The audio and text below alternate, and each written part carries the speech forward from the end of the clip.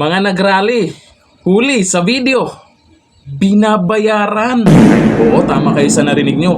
Binabayaran pala. Etong nakaraan, may nakita po tayong video ay pro BBM daw itong mga nagrally. Pero nagtatanong ako, bakit nakatakip ng muka? 'Di ba? Ano naman, kampi naman sila sa gobyerno. At yung nakaupo ang kinakampihan nila, bakit nakatakip ng muka? Ibang-iba doon sa mga sa kabila na nagrarally na walang mask, talagang may paninindigan. Nakikita natin may paninindigan. Ito kasi nagtatakip ng muka. Pero mayroon tayong nakitang video na kung saan may bayarang nagaganap.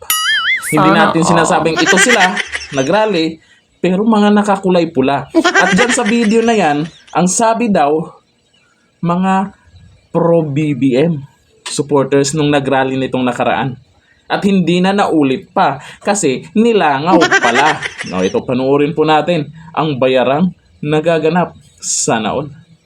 Ilan? 40 po kayo? Kayo na ibibigay? Ito sa leader. 7,000 natin. Ate, oh. Ayan na. Hawak mo, Bi. Pusog pa.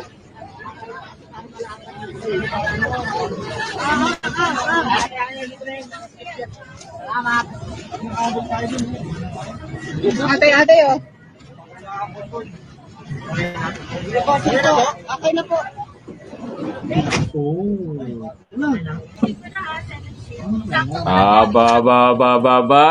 Sana all naman talaga. O, sa mga binuking natin dyan na mga bayarang vloggers, yung 1530. Ipagtanggol nyo yan. Baka pwede nyo sabihin, kitang-kita yung money-money, mga kwartahan. Tapos yung kwarta na yan ay galing din sa taong bayan. Naku po, ipagtanggol nyo. Balita ko, may kaibigan kami dyan sa kabila, nahihirapan ng ipagtanggol.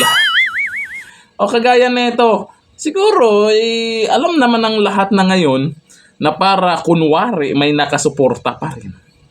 Kagaya sa inyo, di ba, 1530, yung mga nasa kabila, napipilitan kayong ipagtanggol dahil sa pangangailangan nyo. No? Pero, ang isipin nyo, yung kinakain nyo or yung pinapakain nyo sa pamilya nyo, galing dyan? Di ba? Galing dyan sa binabayad sa inyo para lamang siraan ang mga Duterte? Hindi kayo nakokonsensya? Na?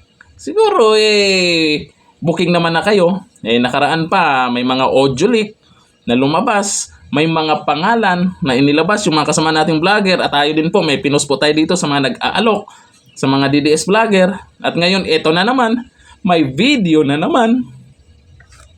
So, sarap-harapan na. Parang ano na parang natural na sa kanila yung bayaran-bayaran